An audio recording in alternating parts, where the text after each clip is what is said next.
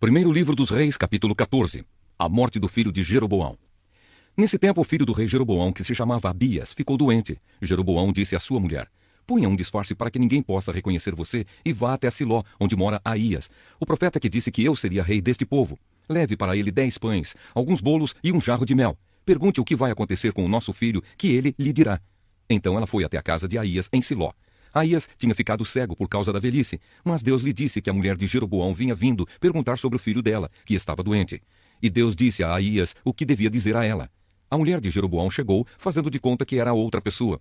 Porém, quando ela vinha entrando pela porta, Aías ouviu o barulho dos seus passos e disse: entre, mulher de Jeroboão. Por que você está fingindo que é outra pessoa? Eu estou encarregado de lhe dar más notícias. Vá dizer a Jeroboão que o Senhor, o Deus de Israel, manda dizer a ele o seguinte: eu escolhi você no meio do povo e o tornei governador do meu povo de Israel. Eu tomei o reino dos descendentes de Davi e dei a você. Mas você não tem sido como o meu servo Davi, que foi fiel a mim em tudo, que obedeceu aos meus mandamentos e me seguiu com todo o coração, fazendo aquilo que eu aprovo. Você tem pecado muito mais do que todos aqueles que foram reis antes de você. Você me rejeitou e me deixou irado por ter feito ídolos e imagens de metal para adorar. Por causa disso, eu vou trazer desgraça para sua família e vou matar todos os seus descendentes do sexo masculino, tanto os jovens como os velhos. Vou varrer a sua família como se varre esterco. As pessoas da sua família que morrerem na cidade serão comidas pelos cachorros, e as que morrerem no campo serão comidas pelos urubus. Eu, o Senhor, falei. E Aías ainda disse o seguinte à mulher de Jeroboão: agora volte para casa. Assim que você entrar na cidade, o seu filho vai morrer. Todo o povo de Israel vai chorar por ele e vai sepultá-lo. O seu filho vai ser a única pessoa da família de Jeroboão que será sepultada, porque ele foi o único de quem o Senhor, o Deus de Israel, se agradou. O Senhor vai pôr em Israel um rei que acabará com a família de Jeroboão. E já está acontecendo isso. O Senhor vai castigar o povo de Israel, que vai tremer de medo como varas verdes. Deus vai arrancar o povo de Israel desta terra boa que ele deu aos seus antepassados e vai espalhá-lo para além do rio Eufrates, porque eles o deixaram irado, fazendo postes da deusa Azerá para adorar.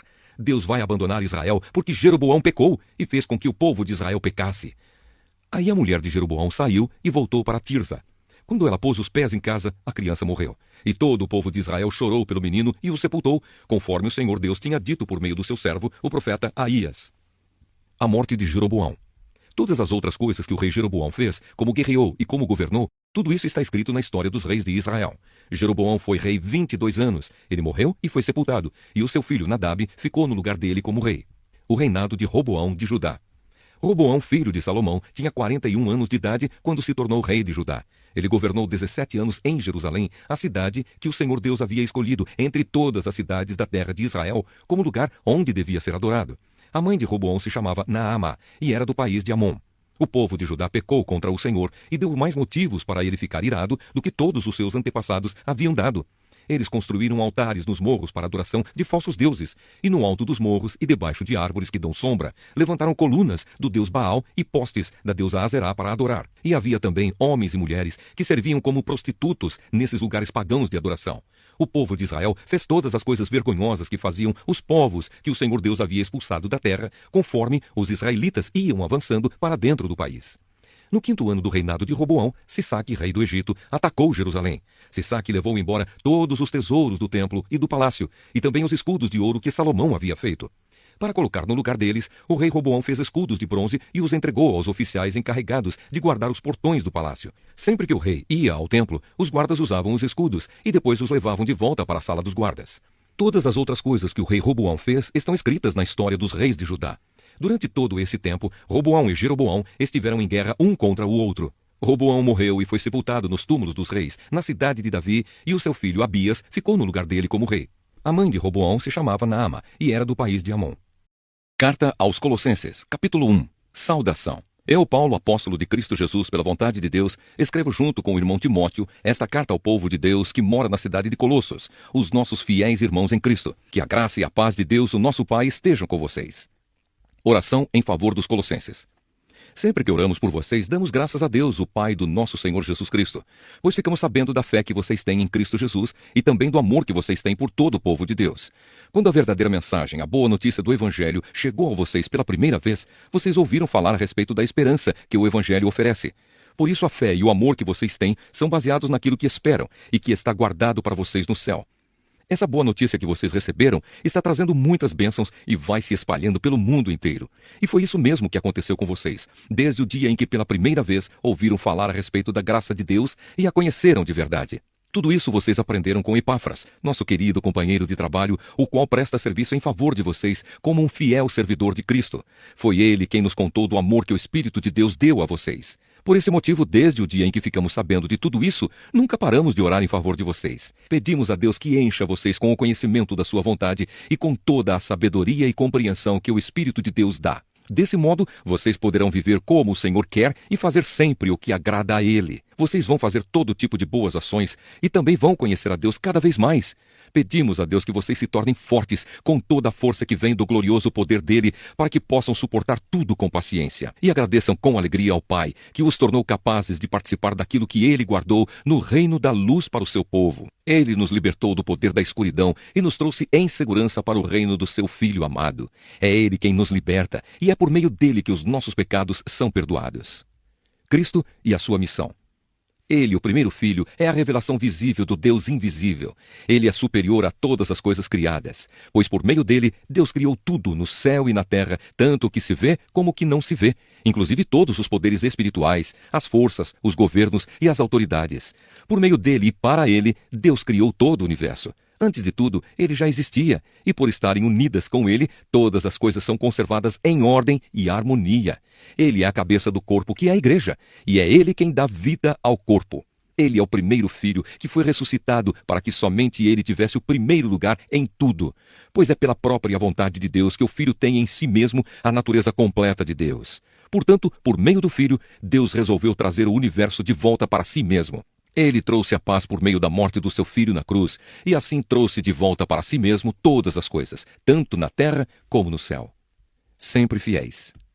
Antes vocês estavam longe de Deus e eram inimigos dele por causa das coisas más que vocês faziam e pensavam. Mas agora, por meio da morte do seu filho na cruz, Deus fez com que vocês ficassem seus amigos, a fim de trazê-los à sua presença para serem somente dele, não tendo mancha nem culpa. Mas é preciso que vocês continuem fiéis, firmados sobre um alicerce seguro, sem se afastar da esperança que receberam quando ouviram a boa notícia do Evangelho. Foi desse Evangelho que eu, Paulo, me tornei servo, e é esse Evangelho que tem sido anunciado no mundo inteiro.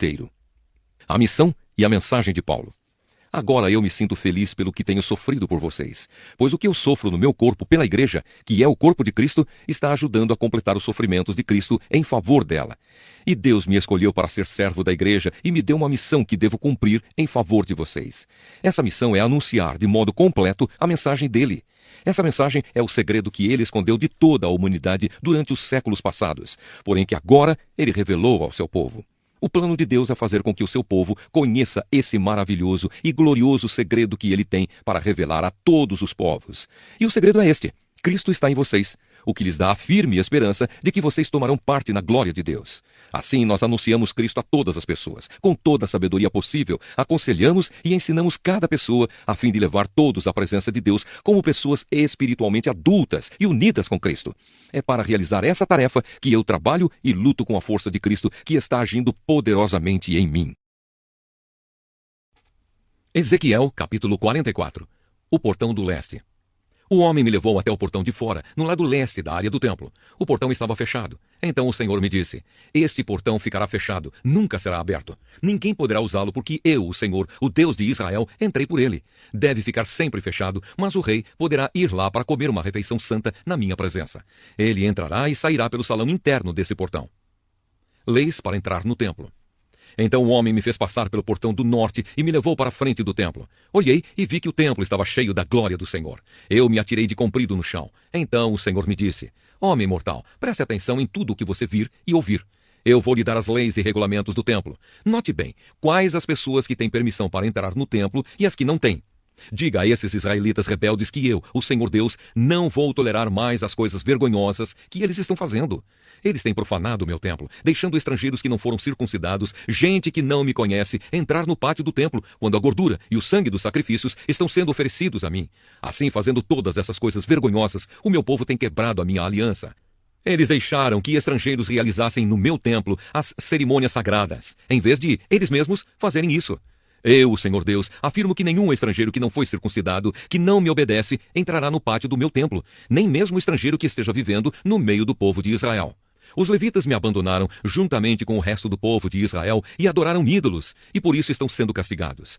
Eles podem me servir tomando conta dos portões e fazendo os serviços do templo. Podem matar os animais que o povo traz como ofertas para serem completamente queimadas e como sacrifícios, e ficarão no meio do povo prontos para servir.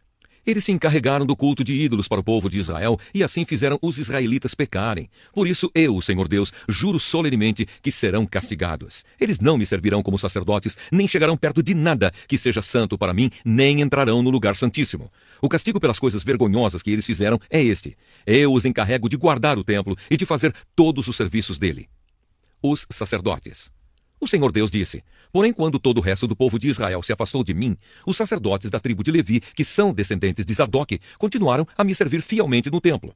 Agora eles me servirão e virão até a minha presença para me oferecer a gordura e o sangue dos sacrifícios. Somente eles entrarão no meu templo, servirão no meu altar e se encarregarão do culto no templo. Quando entrarem pelo portão do pátio de dentro do templo, deverão vestir roupas de linho. Quando estiverem de serviço no pátio de dentro ou no templo, não deverão usar nada que seja feito de lã. Deverão usar turbantes de linho e calças de linho. Mas, para não suarem, não usarão cinto. Antes de saírem para o pátio de fora, onde o povo está, deverão primeiro tirar as roupas que usaram ao servirem no templo, deixando-as nas salas sagradas. Eles deverão vestir outra roupa, a fim de evitar que a sua roupa sagrada prejudique o povo. Os sacerdotes não devem rapar a cabeça, nem deixar o cabelo ficar comprido, mas devem cortá-lo com decência. Os sacerdotes não beberão vinho antes de entrar no pátio de dentro. O sacerdote não poderá casar nem com viúva, nem com mulher divorciada, mas somente com uma virgem israelita ou com a viúva de um sacerdote. Os sacerdotes ensinarão ao meu povo a diferença entre o que é santo e o que não é, e entre o que é puro e o que é impuro. Quando houver uma questão legal, os sacerdotes decidirão o caso de acordo com as minhas leis. Eles comemorarão as festas religiosas de acordo com as minhas leis e regulamentos e manterão santos os sábados. O sacerdote não deverá tocar no morto, porque se fizer isso, ficará impuro, mas poderá tocar no cadáver do pai ou da mãe, ou de um filho, ou de um irmão, ou de uma irmã solteira. Depois que ele se purificar de novo, deverá esperar 7 dias. Então entrará no pátio de dentro do templo e oferecerá um sacrifício pela sua purificação, para que assim possa servir de novo no templo. Sou eu, Senhor Deus, quem está falando. Os sacerdotes terão uma herança. Eu sou a sua herança. Eles não terão propriedades em Israel. Eu sou a sua propriedade. As ofertas de cereais e as ofertas feitas para tirar pecados ou culpas serão o alimento dos sacerdotes, e tudo o que for separado para mim em Israel será deles. Os sacerdotes receberão o melhor de todas as primeiras colheitas e de tudo mais que for oferecido a mim. Toda vez que as pessoas assarem pão, darão aos sacerdotes o primeiro pão como oferta, e assim a minha bênção ficará sobre as suas casas. Os sacerdotes não deverão comer nenhum pássaro ou animal que tenha tido morte natural ou que tenha sido morto por outro animal. Salmo 97. Deus, o Senhor do mundo. O Senhor Deus é rei, alegre-se a terra. Fiquem contentes, ilhas dos mares. Em volta dele há nuvens e escuridão. As bases do seu reinado são a honestidade e a justiça. Na sua frente vai um fogo que queima os inimigos ao seu redor. Os seus relâmpagos iluminam o mundo. A terra vê e treme. Os montes se derretem como cera diante do Senhor de toda a terra. Os céus anunciam a sua justiça e todos os povos veem a sua glória.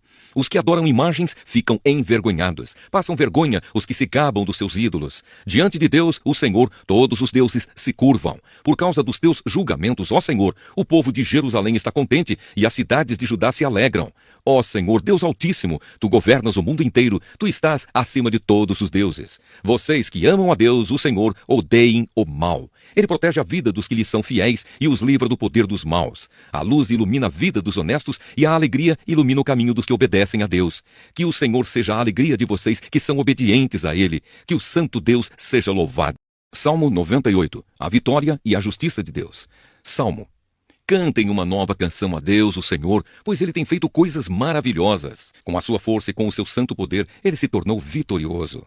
O Senhor anunciou a sua vitória. Ele fez com que as nações conhecessem o seu poder salvador. Com amor e fidelidade, Ele cumpriu a sua promessa ao povo de Israel. Até nos lugares mais distantes do mundo, todos viram a vitória do nosso Deus. Cantem ao Senhor com alegria, povos de toda a terra. Louvem o Senhor com canções e gritos de alegria. Cantem louvores a Deus, o Senhor, com acompanhamento de harpas e toquem música nas liras. Ao som de trombetas e cornetas, cantem com alegria diante do Senhor, o Rei. Ruja o mar e todas as criaturas que nele vivem. Cante a terra e os seus moradores. Rios, batam palmas. Montes, cantem com alegria diante do Senhor, porque ele vem governar a terra. Ele governará os povos do mundo com justiça e de acordo com o que é direito.